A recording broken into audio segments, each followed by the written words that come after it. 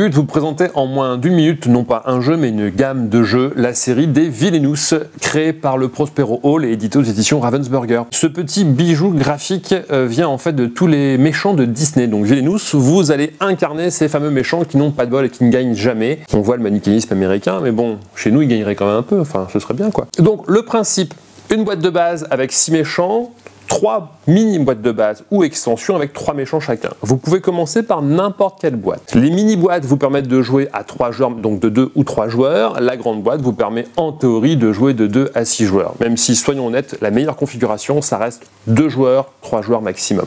Le principe est très simple. Chaque joueur va tirer au hasard ou choisir un vilain. Ce fameux vilain est constitué par une magnifique figurine, un mini plateau à poser devant soi et 2 paquets de cartes. Son paquet de cartes action et le paquet de cartes héros. Ces héros sont ceux de notre dessin animé qui sont là pour nous pourrir la vie. Nos cartes action, ce sont tous nos alliés et tous les coups bas qu'on va essayer de faire aux autres joueurs.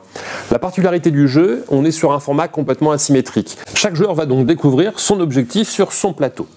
Une fois que c'est fait, chaque joueur va constituer la partie avec une série de cartes en main. Chacun notre tour, on va choisir où on place notre héros. 4 petits symboles apparaissent sur le plateau qui vont indiquer les actions qu'on a le droit de faire. Les actions peuvent être de piocher, de jouer des cartes ou de piocher un héros dans le paquet de l'adversaire pour lui mettre sur son plateau. Vous avez compris, le but étant d'apprendre à jouer son méchant, de découvrir quelle est la bonne méthode à faire pour réussir à gagner en fonction de son personnage. Mais une erreur à ne pas faire, c'est d'oublier d'embêter l'autre. Il est fondamental de comprendre comment l'autre doit gagner pour bien choisir les héros qu'on va piocher dans son paquet pour lui mettre dessus.